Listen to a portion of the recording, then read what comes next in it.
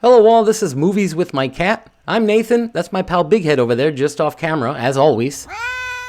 Yeah, you may have noticed that I am wearing what I previously wore in a Halloween episode as my Halloween costume. It arguably makes more sense to wear it now than it did then. We can't dwell on the past, though. And it makes more sense today because we're going to be talking about biologically altered crab monsters. Hence the crab hat. But you know, there is something scarier than a biologically altered crab monster. A biologically altered crab monster backed by the Colombian cartels. And that's exactly what we got today with 1980s Island Claws.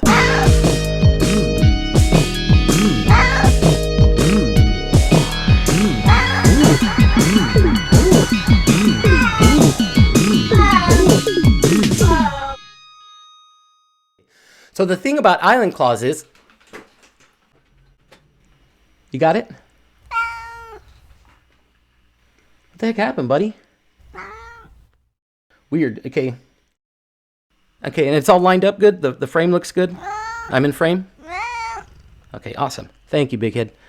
Okay, sorry about that, folks. So like I was saying about Island Claws here, the biggest knock that I see against Island Claws is that it's an atomic age creature feature made in a time when that kind of movie was long out of vogue, thus making it kind of lame. But when you learn a little bit about the writers of Island Claws, you see that it wasn't a lack of them knowing what was fashionable in movies that made it that way.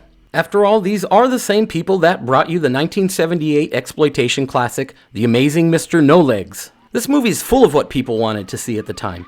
Car chases,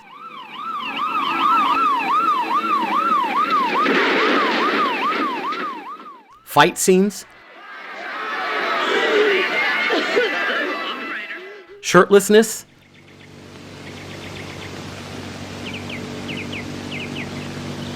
a singing number featuring flaccid 70s romantic pop,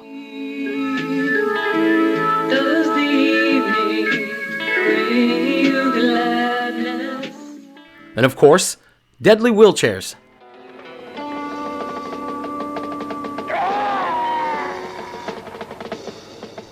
Are you telling me the people responsible for conceiving that scene don't know what people want to see? Of course they do. The reason Island Claws likely feels like a throwback creature feature is because one of its writers, Ricou Browning, was an integral part of an all-time classic creature feature. You see, Ricou Browning was the creature in Creature from the Black Lagoon. Anytime you see the Gillman underwater, that's Ricou Browning. After Creature, Ricou Browning would go on to have a pretty successful career as an overall underwater renaissance man of cinema. He did it all: underwater actor, underwater stuntman, underwater camera operator, even underwater director. And as a writer, Browning's credits are for predominantly sea-based storylines. He wrote and created the TV show Flipper with his creative partner and brother-in-law, Jack Cowden. Those two also created the movie and later show Salty, which is about a sea lion. So considering their attraction to sea life stories and Ricou Browning's experience as a legendary creature feature monster, it's no wonder that Island Claws is the way it is. But while a movie about killer crustaceans does seem to be par for the course for this writing duo, the idea to have crabs terrorizing folks is actually that of the movie's director, a man named Hernan Cardenas. Apparently, Hernan was bike riding in a park in Florida called Crandon Park, and the idea just sort of popped up in his old noggin? Yeah, probably. Just saw a crab. Now, that park he was bike riding in, that was actually right next to a place called Key Biscayne, which is where Island Claws was shot. Now, Hernan Cardenas was a one-and-done director, meaning this was his only film. Because of this, the internet seems to know little about him. What I know about him, I read in a 1987 news article from Dayton, Ohio. I also read about him and Island Claws in an awesome book called Regional Horror Films by Brian Albright. And in that book, the author uses the words, "it's speculated," when referring to the possibility that Island Claws was bankrolled by the Medellin cartel. I'm going to go ahead and remove that speculation and say straight up, it was bankrolled by the Medellin cartel. If you're unfamiliar with who the Medellin cartel was, that's okay, just go ask your uncle. The one with the deviated septum and a Pontiac Firebird tattoo, and he'll tell you that the Medellin cartel were the top dog smugglers of the devil's talcum powder in the 1980s. This Google AI overview describes the cartel by saying, they were known for their violence, political influence, and extensive infrastructure. Yeah, no mention of them being known for making island claws. But I guess when Pablo Escobar is in your cast of characters, details like making a forgotten 80s horror flick about crabs is bound to get lost in the mix. See, Hernan isn't the only member of the Cardenas family to contribute to island claws. Brother Colby contributed as a writer, and another brother named Dario is credited as a producer. I know nothing about Colby, and a tiny bit about Dario, but the tiny bit of info I read about Dario Cardenas was pretty intense. It seems in the late 1970s, just a few years before making Island Claws, yet another Cardenas brother, this one named Gabriel, was implicated in a major sting operation in Miami involving the selling of 60 pounds of pure Colombian disco dust. Dario, our film's producer, hung out with Gabriel a lot, possibly even here at the bust in Miami. So going into the production of Island Claws, there were some rumors that this might be a cartel-funded film. One crew member remarked that they'd never seen a first-time filmmaker with such a large budget. That budget, by the way, was an estimated $3.5 to $4 million, or about $15 million in today's money. Hernan himself would say that the money came from the profits his family made from a chain of stores they owned in Colombia. Another producer, named Ted Swanson, who worked on Rocky and Caddyshack just prior to Island Claws, even had the bad sense to kid Hernan about his family's supposed connection to the Medellin cartel. Right to his face. I guess Hernan had a good sense of humor about it because Ted Swanson wasn't put into concrete blocks, which did allow Ted Swanson to go on and have the bad sense to produce the Vanilla Ice vehicle Cool as Ice. Oh yeah, Cat. Words of wisdom. Drop that zero and get with the hero.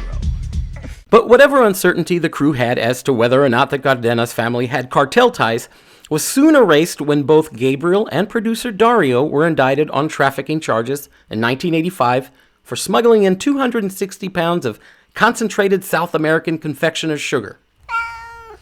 Yeah, I'm out of YouTube-approved words for cocaine. Ah, crap, I said cocaine.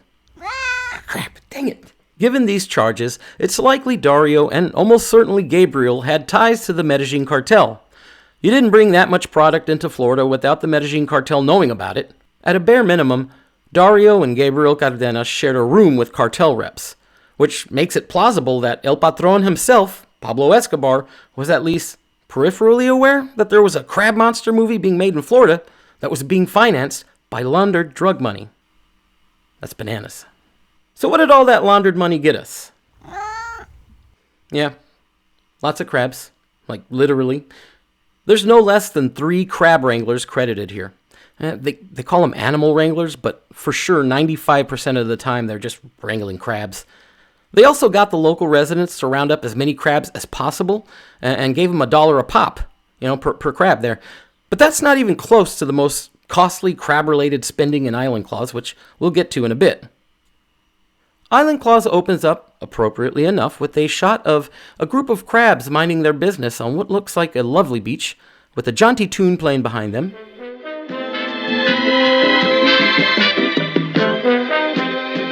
It's a lovely day. A couple of fishermen greet each other with what I assume is the traditional fisherman's greeting.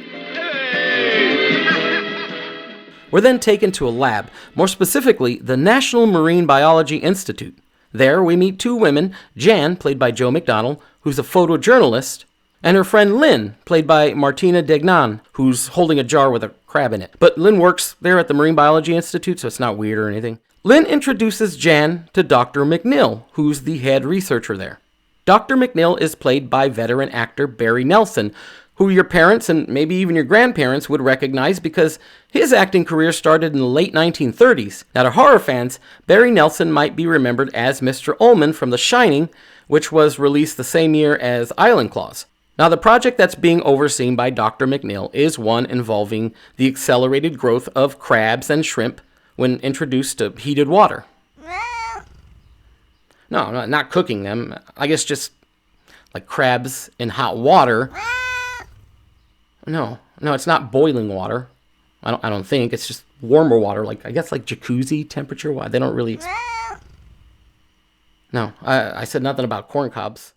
Big Head, you got to start eating before we, do the episodes here. Big Head? I think we lost him. we'll move on. So it's agreed that Lynn will show Jen around the research lab. They're soon joined by the affable Pete, who also works there, and he's got shorts as small as his smile is big. Pete is played by Steve Hanks, no relation to Tom. Now, Pete and Lynn explain to Jen that the neighboring industrial factories and chemical plants are to blame for not only the heated water that causes abnormal growth, but also for leaking contaminants into the surrounding bodies of water.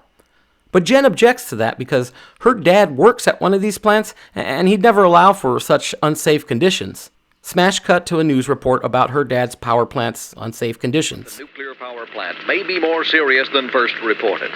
Federal investigators who started a full-scale inspection of the plant just hours ago now say that at least 46,000 gallons of radioactive water was spilled onto the floor. Now, the TV that showed us that news update there is in the home of Jan's power plant working dad, and he shuts the TV off as Jan walks in. She's got a few questions for her dad, though, about safety issues, but he kind of skirts his way around it with, sweet talk. But just suppose that our science and technology aren't as advanced as we like to think they are. Well, sweetheart, do you think I'd risk you or anyone living around here? No. Finish your dinner. Okay.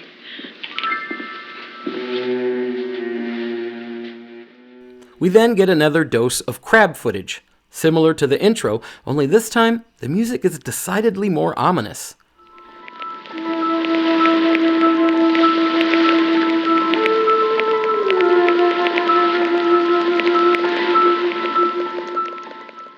Pete is headed down to the local watering hole, a place called the Half Shell. We see an angry guy chasing a dog off for stealing food. Oh, you're back. Okay, well, it seems like this man hates that dog, but he actually loves that dog, and we'll see proof of that later. That guy's name is Moody, which is a perfect name for him because he's a bit of a grouch. Veteran actor Robert Lansing plays Moody, who runs the bar with Rosie, played by another veteran, Nina Talbot. The tavern is full of locals having a good time, playing the banjo, betting on crab races, but mostly just getting blotto in the middle of the day. It seems Pete lives with Moody, who's been a bit of a father figure to him ever since Pete's own father passed away. When Pete mentions that he's talking to Jan, Moody seems somewhat concerned, but he won't say why. After Pete leaves, Rosie alludes to the fact that Moody has a secret concerning both Pete and Jen's dad from back in the day when they were both tight. Rosie wants Moody to tell Pete about this secret, but Moody changes the subject by giving Rosie a dose of what I've heard the kids call Riz. Besides, we could probably not even be speaking by now. Oh, I don't know about that. You still make a hell of a conch chowder. And you got kind of cute buns there. Now stop that. It's now closing time at the Half Shell, and the patrons go stumbling out into the night. The movie then takes a bit of a heavy turn when we see a group of Haitian immigrants making landfall and taking cover under the trees to elude the searchlight of a hovering helicopter. Amos, the guy at the bar playing the banjo, steps out of the bus he lives in to see what the ruckus is.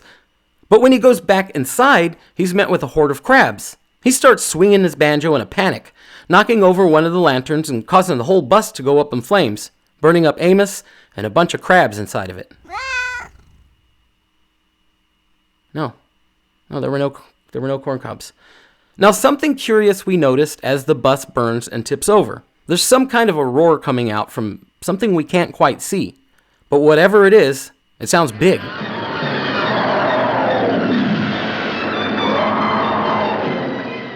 Big enough to tip over a bus. The next morning, we see a shirtless Pete glistening with sweat, making breakfast. Moody soon stumbles in, holding a Miller Lite breakfast of his own, looking even sweatier than Pete. Pete can't help but ask what the deal was with Moody being all weird about him hanging around with Jan. Moody comes clean and explains that he, Pete's dad, and Jan's dad were all business partners long ago. Pete's parents were having a party to celebrate their anniversary, and at the end of the night, Jen's dad took them home, but ended up driving off the causeway and into the bay where Pete's parents drowned. Jan's dad survived, though, and Moody has lived a life of guilt because he himself was too drunk to make sure Pete's folks made it home safely. Yeah, Moody is a bartender at the bar that he owns, which is an unfortunate occupational choice for someone who's full of guilt and regret because of alcohol, but I suppose Moody is a tragic figure, and This decision certainly tracks when it comes to the vicious cycle of alcoholism.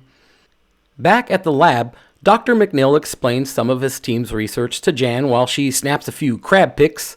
And just outside of the lab, she runs into Pete. I have just spent a lovely hour with the good doctor. Nothing serious, I hope. No. My only problem was the crabs. I'm sorry? In photographing them. I'm sorry. It took 34 minutes before someone made a crabs joke. That's pretty impressive. Now, Pete and Jan, they make plans for a double date later with Lynn and her fella Chuck. As Jan rides her bike home, she's bum-rushed by a horde of crabs on the trail there. Now, she's nearly overcome by them, but dips out, narrowly escaping hundreds of snip-snapping tiny claws. After her escape, she calls up Pete, who heads her way to investigate the scene. There, he finds that the tire to Jan's bike have been Benihanaed, but just as Pete is in the middle of mansplaining why the crabs couldn't have attacked, Jan stumbles over a giant crab shell. And before you ask, no, big head, I don't think there were any giant corn cobs around. That does sound good. Now they take the shell back to the lab where Dr. McNeil examines it. He begins to suspect that this very large shell might be proof that their research is correct about the warm water and the toxic waste, making sea critters much bigger than they should be. Now we see the kids on their double date, which is going well enough. That is, until Chuck surprises Lynn with an impromptu proposal. And to show you and the world how I feel, I hope you'll accept this token of love. And the guy who offers it to you. All right. Honey? Oof. Well, that didn't go as planned. But this scene is a great example of how the characters that populate Island Claws are far more sensible and believable than any character in a movie called Island Claws has the right to be. See, after Lynn explains that she's not ready for marriage, she asks to be let out of Chuck's car. Now, instead of calling her a bunch of mean names and peeling out to spray mud in her face like you might see in a lot of early 80s horror, Chuck shows concern for leaving Lynn alone in the middle of nowhere. When she insists, Chuck quietly obliges, then drives away calmly, if not a bit heartbroken. Of course, the movie then swiftly makes Lynn paying for being an independent woman by having her get attacked by crabs. At least we assume it's crabs because we see them all over the place, and well, we're watching a movie about killer crabs. But at a certain point, we see Lynn being dragged away, and we hear that big roaring sound again. The doctor explains the full extent of her injuries. Compound fractures and a half-dozen lacerations right down to the bone. When the doc asked Lynn to explain what happened, she was too incoherent due to excessive blood loss. But she did manage to say one thing. Did she say anything? Yeah, she kept saying something about a crab, but it didn't make any sense. We're doing some research on crabs. Oh, yeah, that'd explain it. Again, very sensible. Except, it's tough to imagine that a regular crab, even a horde of them, would be able to do that kind of damage. By the way, the doctor you see there, he's played by Dick Callanan, who you might recognize as the astronaut from The Exorcist that Reagan says is going to die up there before ruining that rug. You're gonna die up there. Meanwhile, Moody talks to Joe, one of the regulars at the bar, about the death of Amos, and they're both understandably pretty bummed about it. Only Joe seems to think that the Haitian refugees might have something to do with it. Not only that, Joe thinks it was some kind of voodoo ritual, but Moody thinks that theory is pretty dumb on account of there's zero evidence to support it. But then when Moody's dog shows up wounded and near death, his friends and neighbors again blame the Haitian immigrants, and they set out for retribution. Not Moody, though. He's a good man. It's not long before Dr. McNeil and the gang are all called back to the hospital because Lynn's conditions have worsened. This time, Pete asks the doctor a question that might actually confirm their worst fears. Right before you operated, did she make any mention of the crabs again? Yes, she did. She mumbled something about them, yeah. Okay. Can you remember if she said crab or crabs? Because it's pretty clear from the start where this is all headed. I'm not spoiling anything when I tell you the townsfolk are about to tangle with an angry crab monster the size of a mobile home. There aren't a ton of positive reviews for Island Claws, but the ones you find will always mention Mandy. That's what this king-size crustacean was dubbed by the crew, Mandy. Mandy was created by an effects team overseen by Glenn Robinson, who who I think it's fair to call a legend in the world of special effects. He started his career in classics like The Wizard of Oz and designing and building ray gun blasters in Forbidden Planet. And his work just prior to Island Claws included both Jaws and the highly lauded 1976 remake of King Kong. I guess the filmmakers were betting most of their chips on the coolness factor of the final boss crab here, because not only did they hire an Oscar-winning effects guy to create Mandy, they also reportedly spent $500,000 on her. IMDb says they spent even more than that. That's a staggering amount for a first-time filmmaker making an independently funded monster movie in 1980. But in the end, the most expensive crab probably ever made in any movie didn't really work all that great. Mandy's frame was too heavy for her own mechanisms to move her giant pinchers.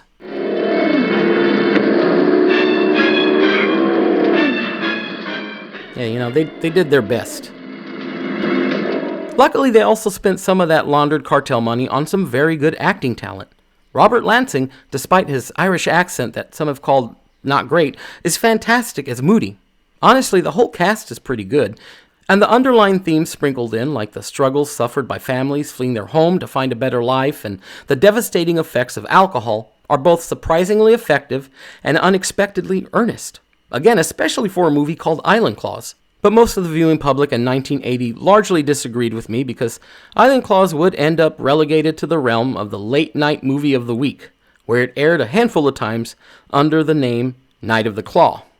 As for director Hernan Cardenas, he was never implicated in any kind of charges, unlike his brothers. I suppose Hernan went back to being an abstract expressionist painter, which is something he apparently did before taking a crack at the movie business. Now, I had really hoped that I could show you guys some of his work, but I found nothing online.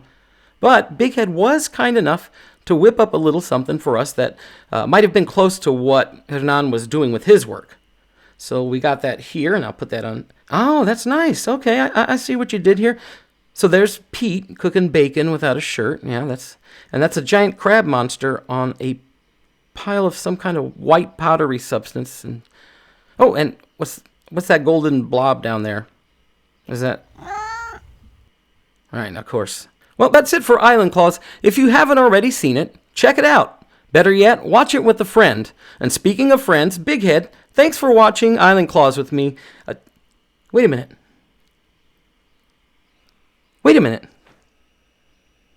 Big Head, has this been the frame, like the whole time? Well, it's a bit off. You can only see the crab eyes. Big Head, what the heck? Okay, well, I guess it's done. Well, hey, thanks everyone for watching. Have a super day, and we'll see you next time on Movies with My Cat. Bye, all. So, just to get this straight, to you, my eyes look no different than that of a felt crab? Jesus.